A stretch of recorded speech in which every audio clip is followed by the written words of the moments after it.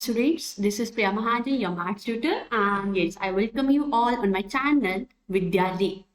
So, in this class, I'm going to discuss the chapter 1, real numbers of class 10. तो सबसे पहले हम देखते हैं कि इस चैप्टर में हम क्या क्या पढ़ेंगे.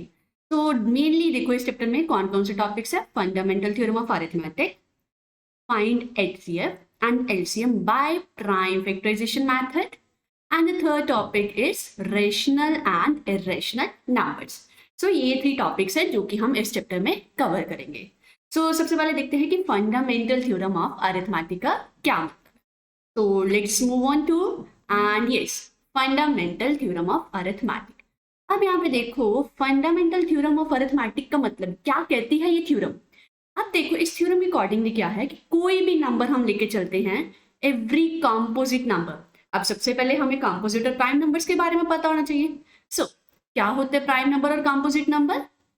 प्राइम नंबर एक होते हैं और एक होते हैं कंपोजिट नंबर, है ना. अब क्या होते हैं प्राइम और कंपोजिट नंबर्स, क्या डिफरेंस होता है. Yes, very good. सो फैक्टर्स पे बात करते हैं. कोई भी नंबर लेके चलते हैं, अगर किसी नंबर के सिर्फ 2 ही फैक्टर्स है, कौन कौन सी. Yes, very good. So number itself and 1.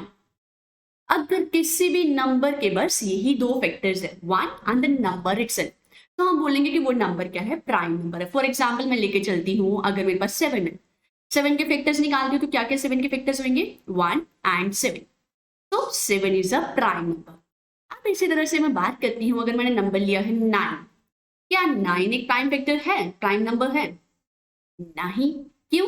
अब इसके कैसे हमें पता लगेगा कि हम इसके फैक्टर्स निकाल लेंगे. हमें पता है कैसे निकाल सकते हैं. तो हम इसका एलसीएम लेंगे. 3 × 3 9 and 3 1 is 3.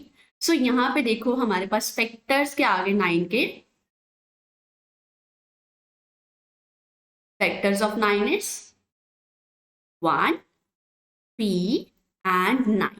ठीक है. अब यहाँ पे देखो 1 और 9 तो है, बट यहाँ पे 3 एक और फैक्टर आ गया. सो ये नंबर जो है 9, ये प्राइम नंबर ना होके ये क्या होगा, कंपोजिट नंबर. अब बात करते हैं कि थ्योरम का कहते थे कंपोजिट नंबर के बारे में. सो इस थ्योरम के अकॉर्डिंगली क्या था कि कोई भी कंपोजिट नंबर कोई भी लेके चलते, every composite number can be uniquely expressed as a product of primes. कि कोई भी कंपोजिट नंबर लेके चलते हैं उसको हम प्रोडक्ट ऑफ प्राइम्स में रिप्रेजेंट कर सकते हैं. बट वो जो प्रेजेंटेशन होगी वो क्या होगी, यूनिक. ये यूनिक वर्ड यहाँ पे जो है ना, ये बहुत इंपॉर्टेंट है. Every composite number can be uniquely expressed as a product of primes. अब इसका एक और नाम है, आपको पता है क्या है नाम, यूनिक फैक्टराइजेशन थ्योरम. अब आपको ये क्लियर हो चुका है कि यूनिक फैक्टराइजेशन इसको क्यों बोला था. Yes, very good. सो आपने एकदम सही बताया. तो यूनिक फैक्टराइजेशन का मतलब क्या था कि जो भी फैक्टर्स हमारे पास निकलेंगे, हमें पता है कि अगर मैं यहाँ पे एक एग्जांपल लेके बताती हूँ, जैसे यहाँ पे एग्जांपल ले रहे हैं 56.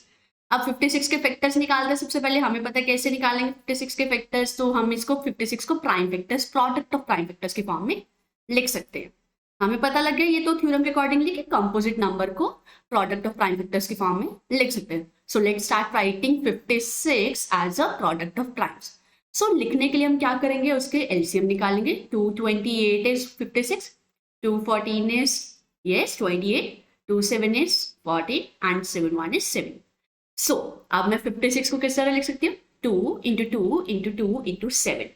और ऑर्डर इसका चेंज हो सकता है कि मैंने 7 पहले लिख दिया, देन 2 लिख दिया, ऑर्डर चेंज हो रहा है. बट हम देखें तो यहाँ पे प्रोडक्ट किसका रहेगा, फैक्टर जिसके बस यही रहेंगे, किसी भी और प्राइम फैक्टर्स की फॉर्म में हम रिप्रेजेंट नहीं कर सकते.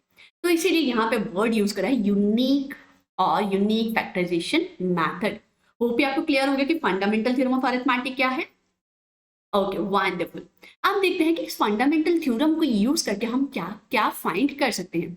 सो यहाँ पे देखो कि first, by using the fundamental theorem of arithmetic, we shall find HCF and LCM of 2 or more numbers.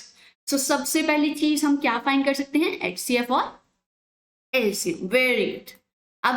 अब ये जो मेथड है फंडामेंटल थ्योरम को यूज करके जब हम HCF और LCM फाइंड करते हैं, इस मेथड को हम बोलते हैं प्राइम फैक्टराइजेशन मेथड. अब होता क्या है प्राइम फैक्टराइजेशन मेथड? सो अब ये देखते हैं कि क्या मतलब है इसका। सो प्राइम फैक्टराइजेशन मेथड से हम एचसीएफ और एलसीएम फाइंड कर सकते हैं। तो सबसे पहला स्टेप क्या है? एचसीएफ फाइंड करना या एलसीएम फाइंड करना। सबसे पहला स्टेप दोनों का सेम है, क्या है? Find all the prime factors of the given numbers. तो जो जो नंबर्स का हमें एचसीएफ और एलसीएम फाइंड करना है उनके सारे प्राइम फैक्टर्स हम लिखेंगे। ये स्टेप्स नोट कर लो, हम इसके बेस पे एग्जांपल करेंगे जिससे आपको और क्लैरिफिकेशन हो जाएगी। ओके, अब फैक्टर्स तो आपने लिख लिए, अब बात आती है कि हम कैसे फाइंड करेंगे एचसीएफ। सो उसके लिए भी बहुत सिंपल सा है। एचसीएफ फाइंड करना है तो हमने क्या लेना है? प्रोडक्ट लेना है, किसका? स्मॉलेस्ट, ये वर्ड है यहाँ पे, smallest power of each common prime factor. Prime factor एक बात अलग है, but each common prime factor, कि जो जो भी कॉमन प्राइम फैक्टर्स तो हर एक में होंगे, डेफिनेटली होंगे। जो भी नंबर ले रहे तो हम उसको प्राइम फैक्टराइजेशन मेथड से लिख रहे तो प्राइम फैक्टर्स में लिखेंगे। अब हमने जब एचसीएफ फाइंड करना तो कॉमन प्राइम फैक्टर्स लेने हैं, और कॉमन प्राइम फैक्टर्स की जो सबसे स्मॉलेस्ट पावर होगी उनका हम प्रोडक्ट फाइंड करेंगे, तो वो हमारे पास आ जाएगा एचसीएफ। समझ गए ये बात एचसीएफ कैसे फाइंड करनी है? Very good. अब बात करते हैं एलसीएम कैसे फाइंड करेंगे। सो एलसीएम भी बहुत इजी है, मुझे पता आप स्टूडेंट्स बहुत इंटेलिजेंट हो तो आपको इजीली पता लग गया कैसे करना है। तो देखो कैसे करेंगे। एलसीएम फाइंड करना है तो इसमें क्या करना है? कॉमन प्राइम फैक्टर्स नहीं लेने, हर प्राइम फैक्टर लेना है। प्रोडक्ट ऑफ ग्रेटेस्ट पावर, उसमें स्मॉलेस्ट पावर थी, इसमें greatest power of each prime factor. ये दोनों में डिफरेंस आपने ध्यान रखना, कंफ्यूज नहीं होना। एचसीएफ की जब हम बात कर रहे हैं तो हमने कॉमन प्राइम फैक्टर लेने हैं और उन कॉमन प्राइम फैक्टर्स के सबसे छोटी सी वैल्यू लेनी है। ओके, पावर जो सबसे छोटी होगी। एंड देन जब बात करते हैं एलसीएम की तो हमने हर प्राइम फैक्टर लेना है, किसी को नहीं छोड़ना, हर प्राइम फैक्टर लेना है।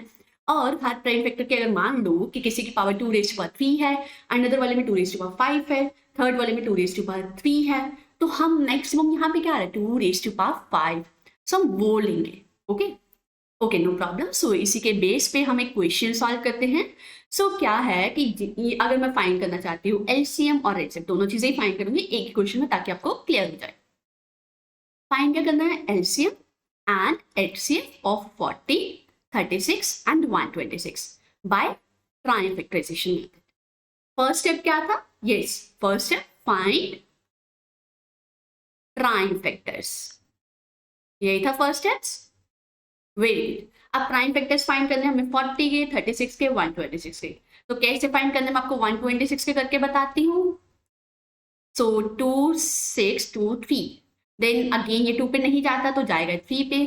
3 2 is yes, 3 2 is 6 and 3 1 is 3, then again 3 पे, then 3 7 and 7 1। सो क्या फैक्टर्स आ गए? 2 into 3 into 3 into 7। सो इसको हमने किस तरह लिखा? 2 into 3 square into 7। सिमिलरली अगर हम 40 की बात करें तो 2 into 2 into 2 into 5 which is 2 cube into 5। 36 की बात करते हैं तो वो क्या था? 2 into 2 into 3 into 3 which can be written as 2 square into 3 square। ठीक है, अब हमें पता लगा प्राइम फैक्टर्स हमने फाइंड कर लिए। नेक्स्ट क्या था? एलसीएम और एचसीएफ कैसे फाइंड करेंगे? तो कैसे करेंगे? सबसे पहले देखते हैं एलसीएम कैसे फाइंड करेंगे। तो एलसीएम के लिए मैंने क्या कहा था? हर प्राइम फैक्टर लेंगे। सो सबसे पहले देखो यहाँ पे एक प्राइम फैक्टर है 2, वो ले लिया। दूसरा प्राइम फैक्टर है 5, वो ले लिया। थर्ड प्राइम फैक्टर जो हमारे तीनों में आ रहा है 3, वो ले लिया। देन 7। अब बात करते हैं पावर्स कौन सी लेंगे। तो हमने क्या बोला था यहाँ पे? Yes, greatest power. तो यहाँ पे देखो जो मेरे पास है 2 इसमें भी है, 2 इसमें भी है एंड 2 इसमें भी है। हाईएस्ट पावर 2 की क्या है? Very good, 3। सो हम क्या लेंगे? एलसीएम में 2 क्यूब लेंगे। सिमिलरली 3 स्क्वायर, ये तो दोनों में 3 स्क्वायर ही है तो 3 स्क्वायर। अब इनको मल्टीप्लाई करेंगे, मल्टीप्लाई करके 2 cube is 8, 3 square is 9 into 5 into 7 which is 2520। So LCM क्या आ गया मेरे पास इन नंबर्स का? 2520। ओके, बहुत इजी स्टेप है, बहुत इजी है, कुछ भी इसमें नहीं करना। हमें प्राइम फैक्टर्स हम छोटे से करते आ रहे हैं, कैसे फाइंड करना है, बस हमें उनकी पावर्स को ले, राइट? Okay, wonderful. अब बात करते हैं एचसीएफ कैसे फाइंड करना है। एचसीएफ के लिए मैंने क्या बोला था? हमें प्राइम फैक्टर लेना है, बट कौन सा? Common prime factor. बहुत इंपॉर्टेंट बात थी, कॉमन प्राइम फैक्टर। सो हम यहाँ पे क्या लेंगे, कॉमन प्राइम फैक्टर लेंगे। समझ गए। अब कॉमन यहाँ पे देखो तो यहाँ पे कौन कौन सा है कॉमन है, यहाँ पे प्राइम फैक्टर से 2, 3, 5 और 7। बट 2 एक ऐसा प्राइम नंबर है जो यहाँ पे हर एक में कॉमनली आ रहा है। मैं देखूं यहाँ पे जो फर्स्ट, सेकेंड, 40, 36 एंड 126, इन तीनों के फैक्टर्स में से जो कॉमन आ रहा है वो कौन सा है, 2, है ना। सो हमने क्या ले लिया, एचसीएफ के आंसर में 2 ले लिया। अब हमें क्या लेने थे, इसकी स्मॉलेस्ट पावर। तो 2 की स्मॉलेस्ट पावर, यहाँ पे एक 2 की पावर क्या है, 3, यहाँ पे 2 की पावर क्या है, 2, एंड यहाँ पे क्या है, 1। स्मॉलेस्ट वन कौन सी, 1। तो एचसीएफ क्या आ जाएगा, 2 raise to power 1 which means 2। तो ये था हमारा इजी सा क्वेश्चन, कैसे हम करेंगे एचसीएफ फाइंड करना। होप आपको ये क्लियर हो गया। Okay wonderful. अब यस, सो अब हमने पढ़ लिया कि फंडामेंटल थ्योरम ऑफ अरिथमेटिक क्या होती है और इस थ्योरम को यूज करके हम क्या क्या फाइंड कर सकते हैं। सो इस थ्योरम की मेन एप्लीकेशन थी कि हम एचसीएफ एंड एलसीएम फाइंड कर सकते हैं by using prime factorization method, right. Easy था, बहुत इजी था, कुछ भी नहीं इसमें समझने वाला था। बस एक स्टेप हमें करना था कि हमें बस ये ध्यान रखना कि कौन से प्राइम फैक्टर्स लेने, कॉमन प्राइम फैक्टर किस में लेनी है, स्मॉलेस्ट पावर किस में लेनी है, हाईएस्ट पावर किस में लेनी है, राइट। Okay wonderful. सो आज के लिए इतना ही, इसे नेक्स्ट वाली वीडियो में हम इसके आगे कंटिन्यू करेंगे। So for the same just stay tuned and bye bye, take care, have a great day, and yes, don't forget to follow my channels. Yes, okay, bye, take care.